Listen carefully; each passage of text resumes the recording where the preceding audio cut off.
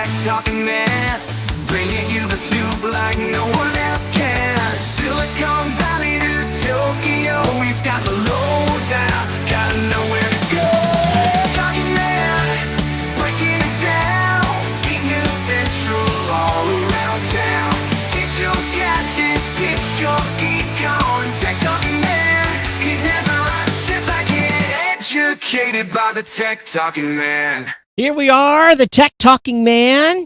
With this as our lead story tonight, Vid2Pod offers an innovative solution for YouTube creators aiming to extend their content's reach by effortlessly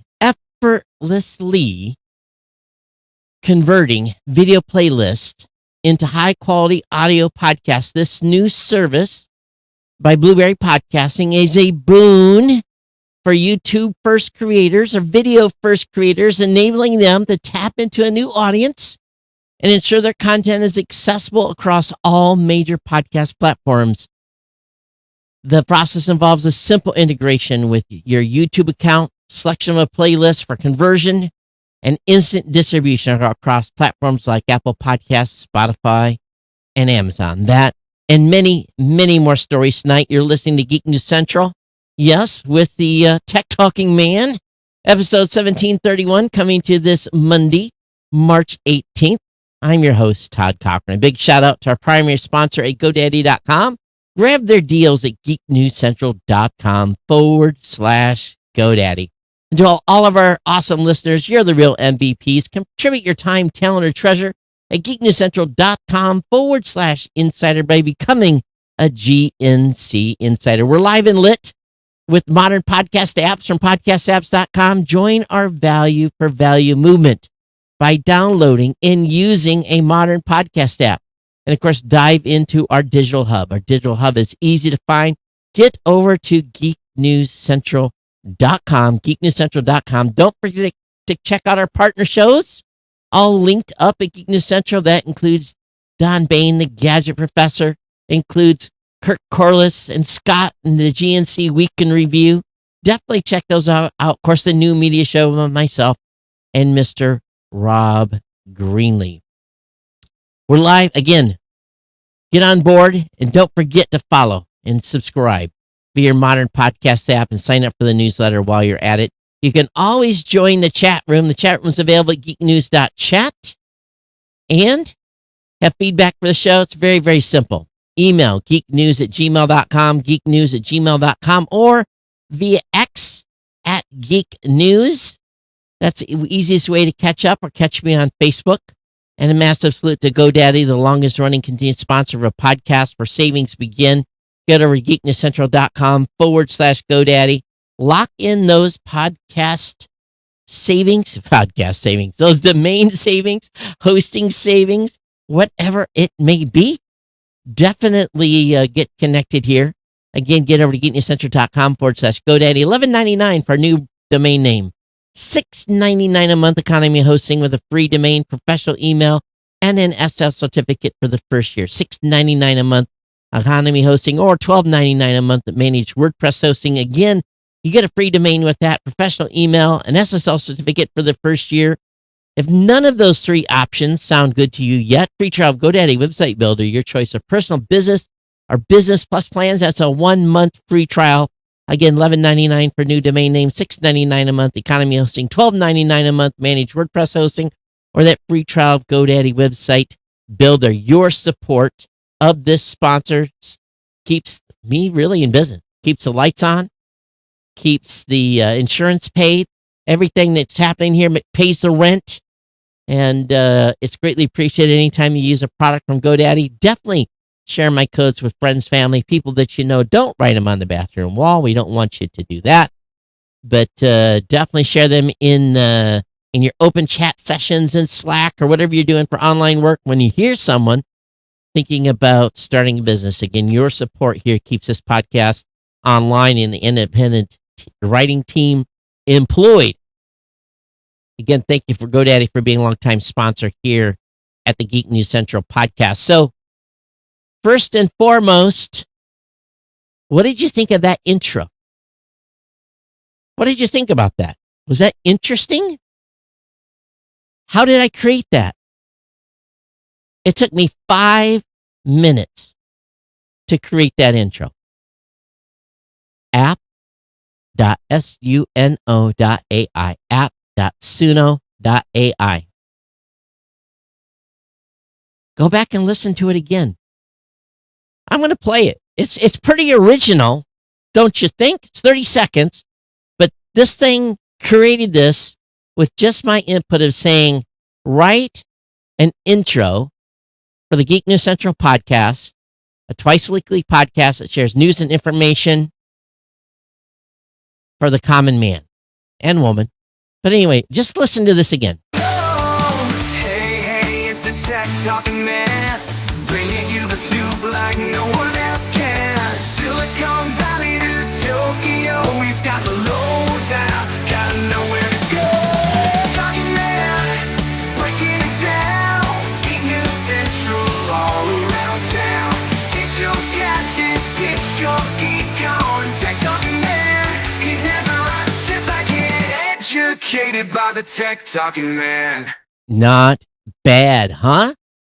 For a first shot? I couldn't get a better one. I tried 4 or 5 times afterwards, and I couldn't get anything better than that. So, yes, the tech talking man. I thought it was pretty good. I really did. App.suno.ai. Blown away. One of my team members shared with me this morning. He said he spent 6 hours. 6 hours making jingles and stuff last night.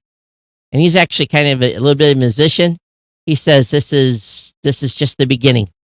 And that's all AI generated, ladies and gentlemen. All AI generated. Cool? I think it's cool. Now, what wasn't cool, I dropped my daughter off the other night, and I slipped, and I fell, and I think I cracked a rib right over here, the top one. I actually heard it. I'm pretty sure it was a rib and not a muscle. It might be a muscle. I don't know. Hurts when I cough. Hurts when I sneeze. Hurts when I laugh. Hurts when I move too much. I don't think it's a big crack, though. But I definitely feel it. And I got a little black and blue here, too. So, yeah, no fun for me. Hey, I'm going out on a limb here today, just so you know. You guys know I never ever really heavily promote stuff that I launch at Blueberry. I talk about it a little bit, but I'm so excited about what we launched this afternoon that I just want to share it as my lead story. And again, you guys know how many episodes I've done and how many times have I led with something that we did. I can, 1 or 2 times maybe. Maybe I talked about it during the show. But we launched this product today called Vid2Pod. And it's purely for YouTubers. Or maybe in the near future, another platform or two. But what it does, it bridges a gap between video and audio, ensuring YouTube content is available to podcast listeners on podcast apps they love and trust. What we do is we're able to have folks come in on a YouTuber, come in and sign up for an account, just a regular podcast hosting account. And what they do is they enter their YouTube username, in my instance, at Geek News. And then we pull up, you have to verify it's your account, certify that. And then we present a playlist, and you pick a playlist, and then you pick whether a start date or all back videos. Now with Geek News Central, I would never do that because we're already doing live on YouTube, so I don't need to do this. And but for YouTubers that don't have a podcast, they select a playlist and a start date or all back episodes. And then we pull all that video back into Blueberry, convert it to audio. They have to sign sometimes terms of service saying there's no YouTube music. There's some criteria here because those licenses don't transfer. and bring that content over into Blueberry, and we then create a podcast episode automatically from that content that is automatically ready to go. It's able to be distributed in Apple Podcasts. But again, the terms of service are really important for anyone that's coming over. They have to read that and agree to it. So what we're trying to do here is flip the script a little bit. We make it easy so YouTubers can effortlessly publish podcast episodes from video playlists. And what's beautiful about this is next time they put up a new video in the playlist, we just grab it. We pull the metadata, we pull the description, we pull the title, description, and the chapters, pull that into an episode and convert it, and then automatically publish. They don't have to do anything. It's a set it and forget it. And if you're a YouTube first creator looking to expand your reach, again, Vid2Pod is a set it forget the video to audio podcasting tool available as part of our advanced hosting. $20 a month. Now, if you create a lot of YouTube, again, depends on how much content, you may need a bigger hosting plan, but the majority of people will be able to come right in at $20 and be good. So we are definitely super excited about this. And because what we were told again and again by YouTubers, I don't have time to create another publishing I don't have time to do this whole other process. There's lots of things that are podcast to YouTube, but this is the first YouTube to podcast. So if you are a listener of this show today and you have a favorite YouTube quote unquote podcast that you love, go tell them about this. Go tell them about this new service. Tell them, I want to be able to listen to your show on such and such podcast app. When I'm at the gym, when I'm in the car, some YouTube content, let's be straight up, some YouTube content is designed not to be watched. Or it is designed to be watched, but some YouTube content can be watched or listened to. And for those shows that are on YouTube, that call themselves podcasts, that aren't on Apple Podcasts or not in any of the other platforms, we have a solution for them now. And the best part about this is build a wider audience, increase the content's availability, maximize your content's potential, effortless conversion, high quality audio files. You can monetize immediately. We distribute you everywhere. Great analytics. And there's even additional opportunities. Monetize on day one. You do not have to reach the 4,000 hour threshold level. Turn on programmatic today. You can do premium content. If you want, you can upgrade your account and create a true video podcast to participate in value for value. And never need to worry about a platform taking down your content. Once we get it into our system, your podcast RSS feed is available anywhere, anytime, and you can't be deplatformed. And we give customers a free WordPress website if they don't have they're not building their brand yet or not. So this is to me is one of the most exciting things that we have brought to market in a very, very long time. So I hope that if you are a video creator first and you want to up your game,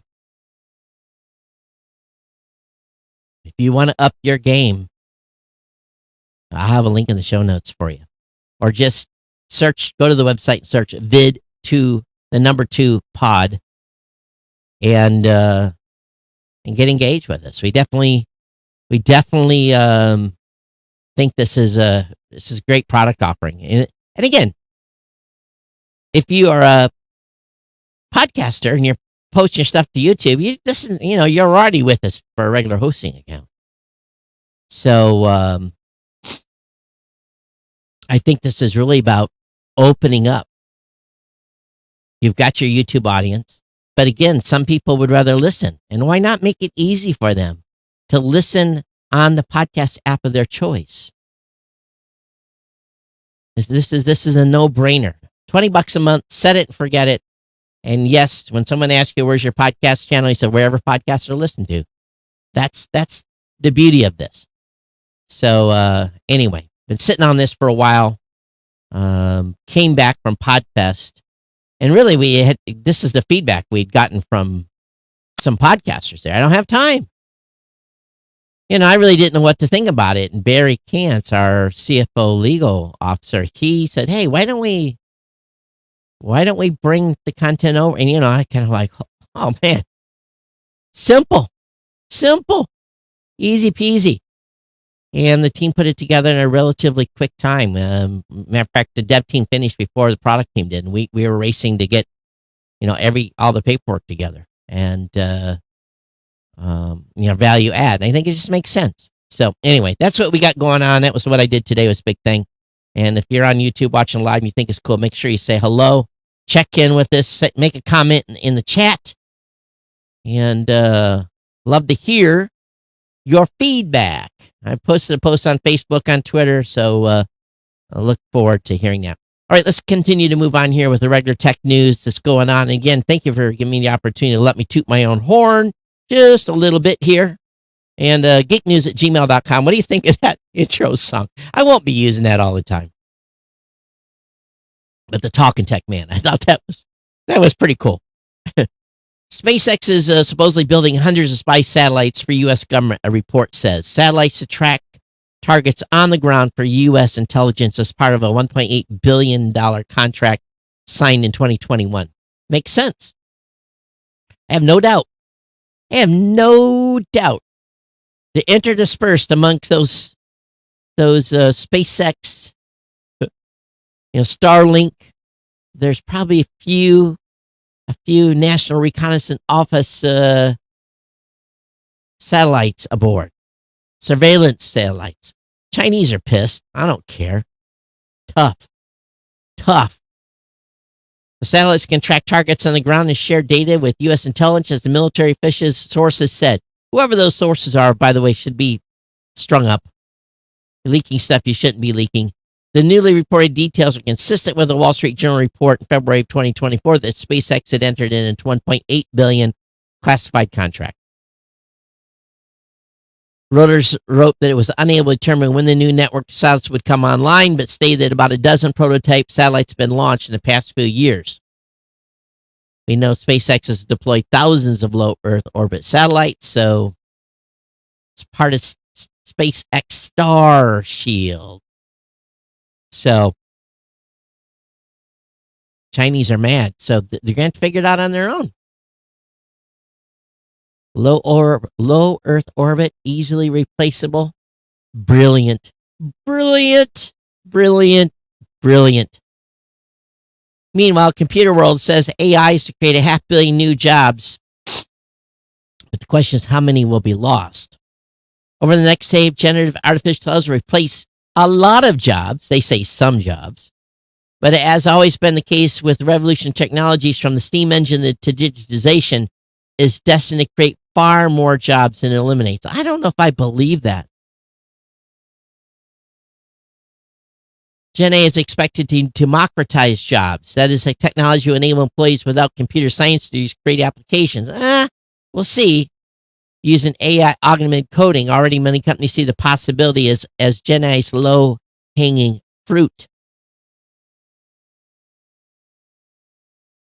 Mark Kashif, an AI consultant, prompt engineer in Fiverr, an online freelance marketplace, believes Gen AI will create jobs that today can't even be imagined. Areas such as AI development, data analysis, and AI ethics are all fields likely to see a boom because of Gen AI adoption. And yes, we're getting ready to launch our AI product, the Blueberry, later in the week. I don't know if I'll lead the story on Thursday on that or not, but we're excited to get that on the street. One new role that this individual came across recently was that of agent engineer, whose responsibility is to create AI assistance for a company using chatbots and AI agent no-code tools. This never existed, and we're going to see tons of these new roles just like this pops up in the next 5 years. But at the same time, I've been trying myself. I've just been playing around here and have been able to do my own agents to a certain extent.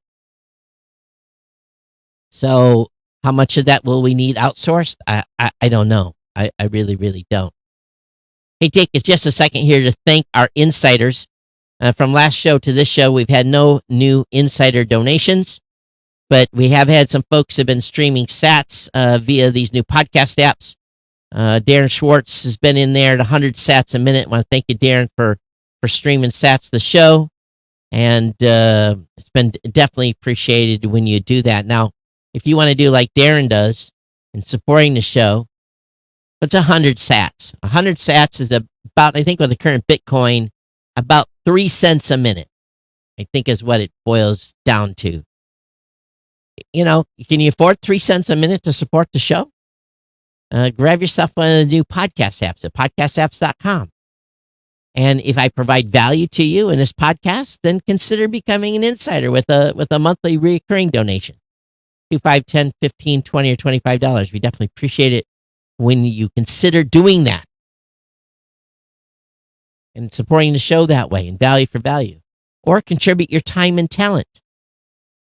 Sending me these cool ideas like this, this audio music generator that I played with today. That came from a team member. But I'm sure some of you are playing with some cool AI tools. What are you playing with? Let me know. So, Live Podcast Media, thank you so much for the congratulations on YouTube. Definitely appreciate that. All right, moving on here. YouTube now requires creators to label AI-generated content starting Monday, today. YouTube creators will be required to label when realistic-looking videos were made using AI. I'm real. Part of a broader effort by the company to be transparent about content that could otherwise confuse or mislead users. When a user uploads a video to the site, they will see a checklist asking if their content makes a real person say or do something they didn't do, alters footage of a real place or event, or depicts a realistic looking scene that didn't actually occur. Disclosures meant to help prevent users from being confused by synthetic content amid a proliferation of new consumer-facing generative AI tools that make it quick and easy to create compelling text, images, video, and audio that can be hard to distinguish from the real thing. The music today was from AI. Online safety experts raised alarms that the proliferation of AI-generated content could confuse and mislead users across the internet, especially ahead of the elections. YouTube creators will be required to identify when their videos contain AI-generated, otherwise manipulated content that appears realistic. All my art on YouTube is being generated by generative AI. I can't create any of that. So, if you're a YouTube creator, you'll have to disclose. Meanwhile, Elon is basically eating his own Kool-Aid, drinking his own Kool-Aid. He complained about OpenAI so much that Elon Musk Grok AI has been open sourced. Code available on GitHub. Musk had previously stated that Grok would go open source this week, saying the move will allow developers and researchers to look into the model and build upon it and possibly influence its future iterations. Grok is owned by xAI, another Musk company, and marks the entrepreneur's second foray into AI. Of course, he was one of the co-founders of OpenAI, and he walked away from it. And there's a whole story about that that's quite extensive and quite thrilling. If you see the interweavings of everything going on, you'll kind of understand why Musk has done some of the stuff he has done, and some of it may be a little bit in a temper tantrum method, but it is what it is. There's a new attack used to steal your passwords by the sound of your keystrokes. Two researchers from Augusta University in Georgia demonstrate a novel way to steal people's passwords that even put James Bond to shame. According to the researchers, the way to deduce a person's password or any other word that's typed in by simply listening to them type. The method is not accurate as some other channel attacks, as the research suggests the accuracy of the attack is around 43%. To pull it off, all the attacker would need is a relative small sample of the victim's typing, just a few seconds apparently, but would need more than one recording. Furthermore, they would need an English dictionary. The mitigating circumstance here is that the recording doesn't have to be particularly clean. It could have significant background. In theory, a theater actor could place a smartphone or small microphone-equipped device in the relative vicinity of the victim and record them typing. From that recording, they will be able to establish certain patterns which could be used to determine potential words. Now, if they get it 43% of the way there, they can just look at it and probably get an idea where it's headed. Meanwhile, Fujitsu said it was hacked and warns of a data breach. Another one. Here we go. Fujitsu says we've confirmed the presence of malware on multiple work computers at our company as a result of an internal investigation. We discovered that files containing personal information and customer information could be illegally taken out, said Fujitsu in its statement on its website translated from Japanese. Fujitsu said it disconnected affected systems from its network. So, here we go again. And if you're a Windows 11 user, this is even more fun. Beware, the latest Windows 11 update might give you the blue screen of death. Microsoft releases routine updates for Windows every month, and while the intent is to fix issues and occasionally add new features, the latest one is doing more harm than good, just like one in the past, in the fall. Some Windows 11 users taking social media report that the KB503-5853 update could be crashing their PC with the feared blue screen of death appearing on startup. There's a Reddit thread on the matter. Frustrated Windows 11 users mention the problem they're experiencing after installing the update. One mentions that Explorer.exe shows an error during shutdown, and another reports that the ribbon of File Explorer is slow to load. So, while not every computer is perfect, good opportunity to switch to a Mac. Come on, you got to get this right. Not saying Apple's perfect. Knock on wood. They still lock up. Browsers still lock up. It still has, sometimes I have to go over to the little Apple button and I have to go force quit on an application from time to time. But it's relatively rare.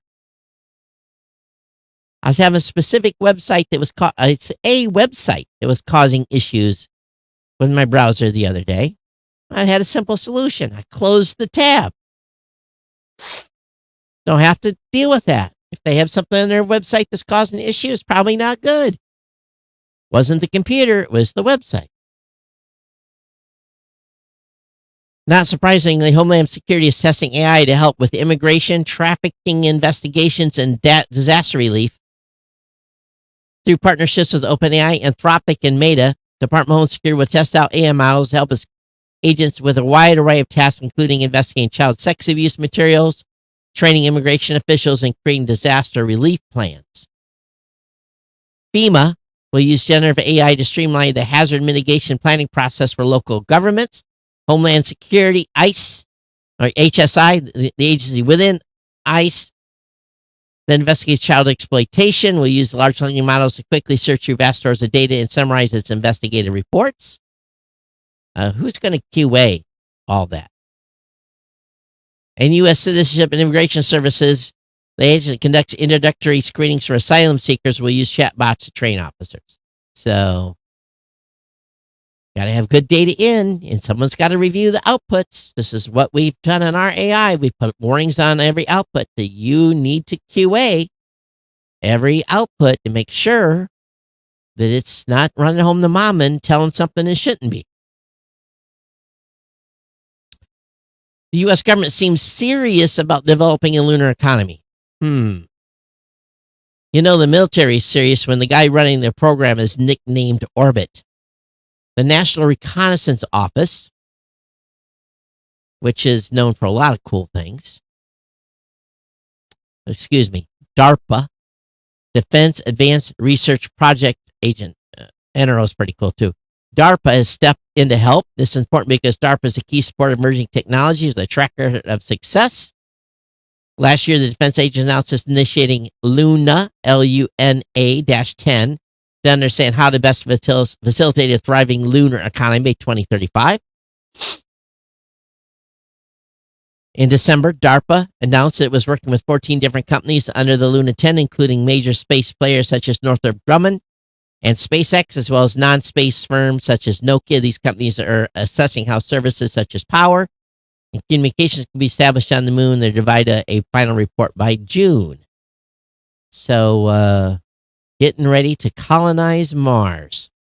Meanwhile, in the United Kingdom, the government wants flying taxis to take off in 2 years. The Future of Flight Action Plan, developed by the aerospace industry, also says drones and other flying vehicles will become more autonomous. But experts say hurdles such as infrastructure and public acceptance need to be overcome first. The Department of Transportation also plans to allow drones to fly beyond visual line of sight, meaning the person controlling the drone cannot see it in the air. So we will see what this is going to happen. Where would vehicles take off and land? These are the type of proposals requiring new infrastructure in the UK. A mini airport was set up for 4 weeks in a car park where near Coventry in 22 as a proof of concept. And so we'll see. When I lived in Hawaii, gosh, as the crow flew, to get across to the other side of the island would take me, as I had to drive it, would take me 90 minutes with traffic. But if I could go straight across, up from my place and across, it was like 6 miles or something, 7 miles. And I always said, man, if I could just have a helicopter or a drone, it would fly me across. I could save myself, an hour and 20 minutes. Even if it was just 15 minutes to go that far. It would be awesome. Definitely got to clear a mountain to go across, which isn't that high in Oahu. I always said that would be just a lifesaver. And you have lack of traffic infrastructure in some places, man.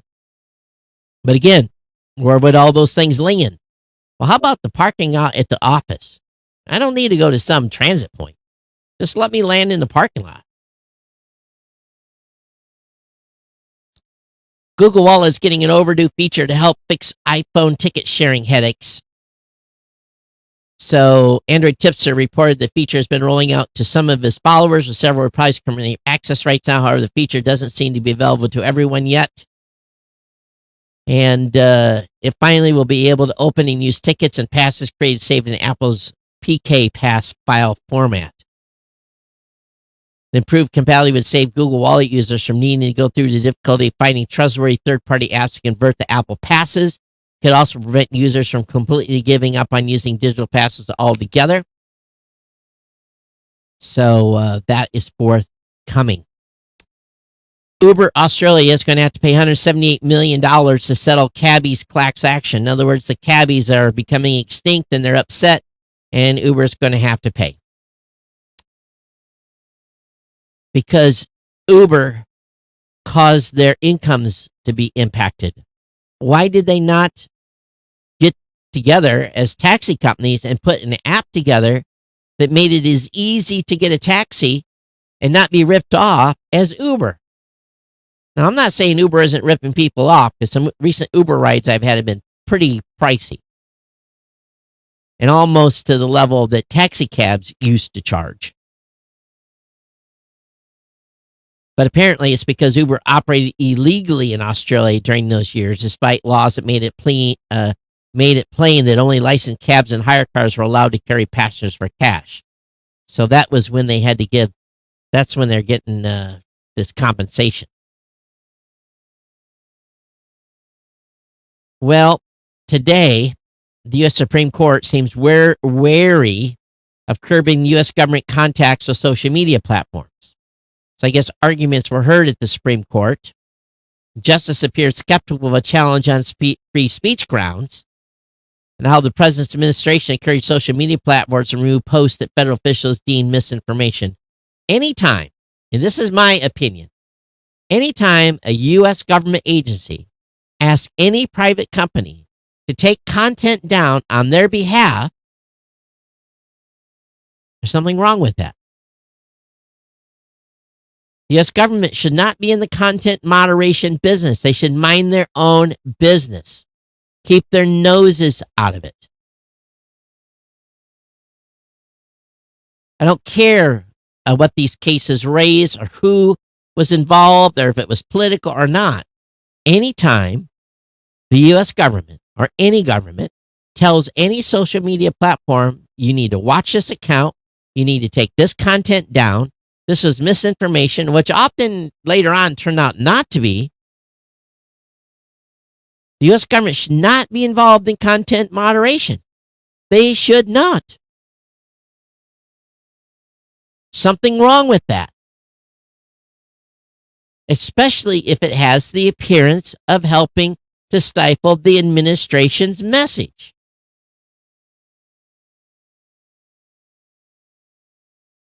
Justice Department lawyer Brian Fletcher told the justices the government may not use coercive threats to suppress speech, but it's entitled to speak for itself by informing, persuading, or criticizing private speakers.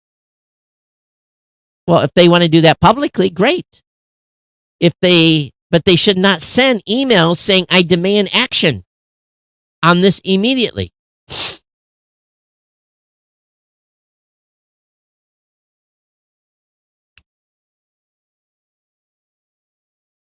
Questions posed by some justices focused on whether the plaintiffs had proper legal standing to sue and how the government had caused harm.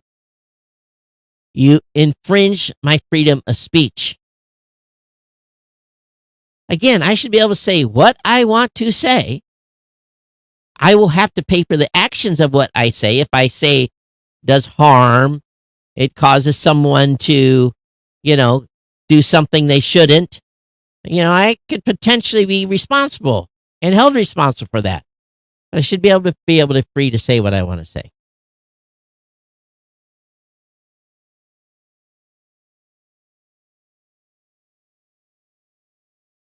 Microsoft holds a special Windows and Surface AI event in May. Not surprising. It's going to be held on May 20th, right behind Build 2024 starts. It's an invite email to media. Microsoft says CEO will talk about the company's AI vision across hardware and software. The event will not be live streamed and be only open to journalists who attend the event in person. Wow. So, trying to control the message a little bit here. Meanwhile, Microsoft is now blocking Russian firms from using its cloud service. I thought they were supposed to be doing this for a while. Microsoft will stop providing cloud service to users in Russia later this week as part of the sanctions package imposed on the country. The company has set up a dedicated Telegram channel to support its clients and urge everyone to make backups of the data as soon as possible. Power BI and Dynamic CRM are some of the tools that will no longer be available to Russian customers from March 20th.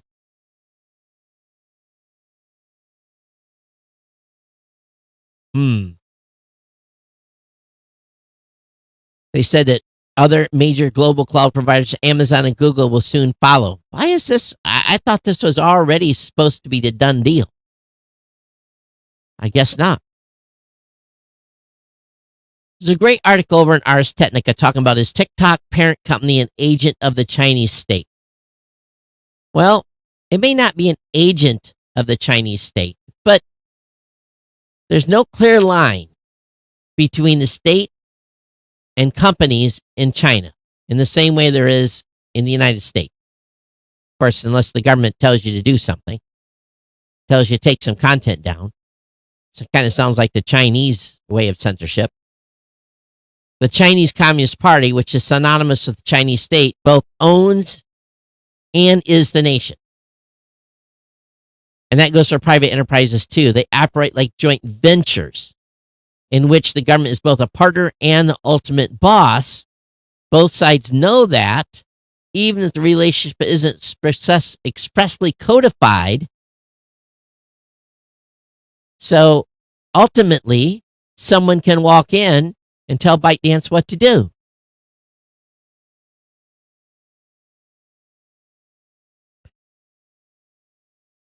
If they want data, they will get it.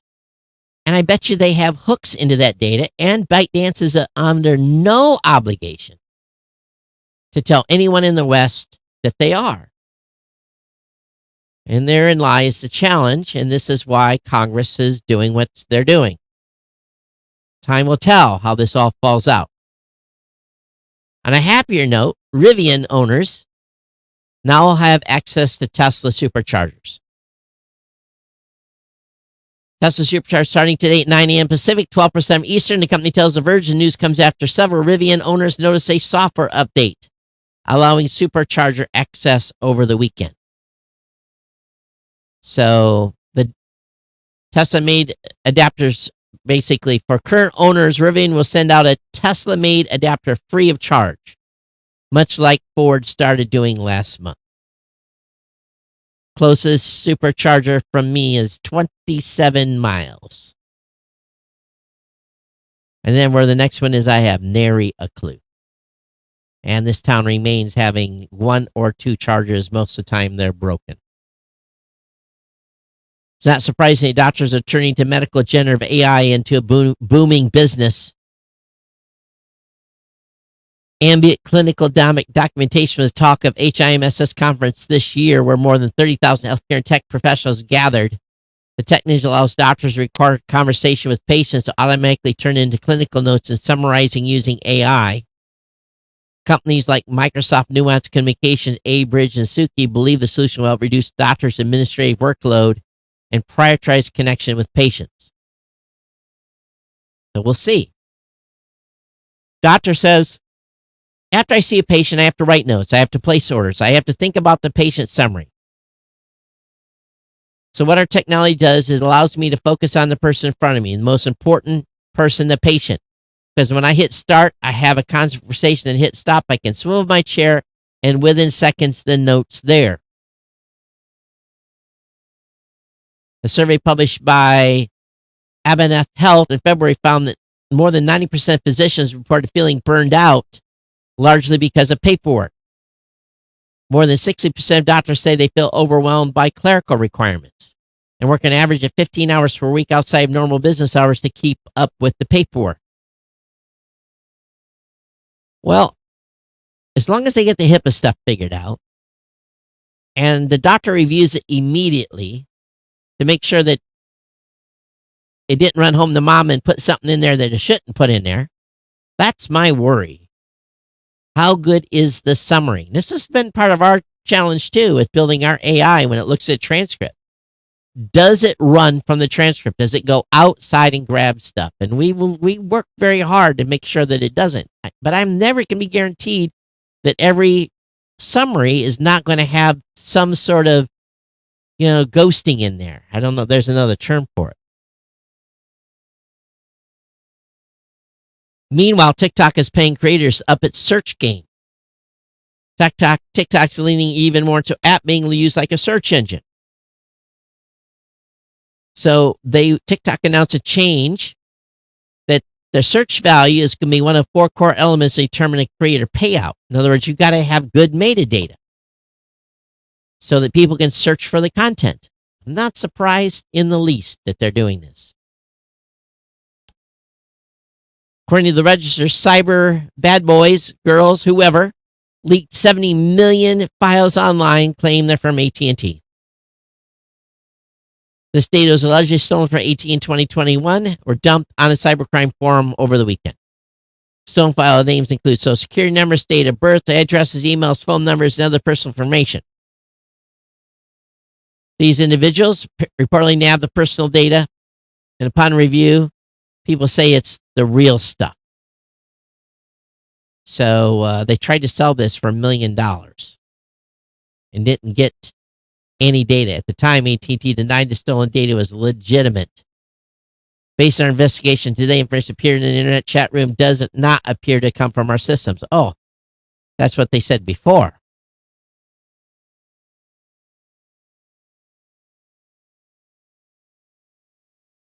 So we'll see. AT&T did not respond to this. So is AT&T responsible for this past leak that they said didn't happen, but appears it did? I have a love-hate relationship with LinkedIn. I rarely don't have a contact to somebody. And LinkedIn does provide me the ability to reach out to people, but LinkedIn to me has become a spam machine. I just get spammed left and right. Hey, I got a deal for you. We do this, we do that. my telephone number is clearly posted on our company website. My email is clearly posted. But yet people use LinkedIn for sending me all kinds of stuff. I don't go in there that much. I really don't. So it must be I'm not alone, because LinkedIn is adding games. Games? Why games? Well, it's because Microsoft owns LinkedIn. Why? Why is it doing that? Makes no sense. But there's some code that's been cited that indicates they're going to add games. Come on. You like AirPods? Apple's biggest AirPod launch to date expected September. Two new models are incoming. Well, surprise, surprise, surprise. New models come out about every year or every other year. So yes, new AirPods expected in September. This should not come as a surprise. The Hertz CEO has stepped down following the Tesla EV purchase debacle. The company recently sold off a third of its global EV fleet. Following Hertz's disastrous misadventure with EV, CEO Stefan Scheer is stepping down. He'll be replaced by the former COO of GM's Robotaxi Cruise division. Gil West will also join the board of directors. The company didn't purchase many EVs from the automakers. How many did they purchase? Oh, they had 20,000 EVs. I drove one of those EVs when I was in Phoenix last year. Was not a great experience. I told you about that many times on the show. Just from that one rental experience, I went and owned a Tesla. Rides like a brick. Rides like a Jeep. Tesla rides like a Jeep. It feels like a Jeep when you ride a Tesla. You get hammered. My back was sore from driving the stupid thing. I know some of you love your Teslas, but my experience was not good. Not surprising. Fitbit by Google's dead. Long live Google Fitbit. The branding has changed to Google Fitbit. I know many of you are Fitbit fans, but now it's Google Fitbit. Now, you know about bidding wars, right? Apple does bidding wars to see what browser is going to be in, all these type of things that are different in our Apple platforms. Of course, Apple wants to bring Google's Gemini AI to iPhones. It's like Google search on Safari all over again. Apple's reportedly talks with Google to integrate its Gemini AI in iPhones, a move that could help both companies compete with OpenAI. Well, it means semi-commission Apple is lagging behind on AI. The partnership fits if you think of generative AI as an evolution of web search, something Google already provides to all Apple devices. Gemini could be the cloud generative AI engine for Siri and other iPhone apps. It's all about the highest bidder, ladies and gentlemen, at this point. That it's all about. Okay, so this can bring me very close to the end of the show here. Now, let me tell you something. I'm going to do a show on Thursday. Then next week, I am out in Los Angeles for Podcast Movement Evolutions the whole week. So there'll be no episodes Monday or Thursday of next week due to me being in LA. But I am going to be doing a couple of live events while I'm in Los Angeles. One for the new media show and one to demonstrate the product I just talked about today called Vid2Pod. We've got a bunch of Google, a bunch of YouTubers that are going to come by for the demo. So I have a couple of things going on. I'll try, because I'm going to use the StreamYard, so I'll probably stream some of that in the channel. So just so you know, just keep you up to date here. But again, show on Thursday, and then no shows next week because of me being off again to Los Angeles for Podcast Movement Evolutions. Hey, it's been my pleasure to bring you a show today. Thank you so much for being here. Don't forget about our sponsor, geeknesscentral.com/GoDaddy. If you're not an insider yet and not participating in the Value for Value evolution, you too should get a new modern podcast app at podcastapps.com. Just go over there and get one. Give it a try. Grab the Fountain app. That's the one I like. There's a whole bunch over there. The Fountain app, in my opinion, has gotten pretty close to the same experience of many other apps. And if you set up an account, I will send you Satoshis. All you got to do is send me your Fountain address, and I will send you money. How about that? And again, think about becoming an insider and participating in the Value for Value. Not for my show, but for of the 25 or 30,000 that are already engaged in this. And we want you to get on board. And if you know a podcaster, if you know a YouTuber that has a so-called podcast on YouTube, let them know about our Vid2Pod product. And we'll have it linked up on the website. There's an article about it that I'll link in the show notes tonight. And thank you so much again for everyone being here. We'll be back with you on Thursday. geeknews@gmail.com, geeknews@gmail.com, at Geek News on X. And we will see you again back Thursday. Take care. See you next time. Peace.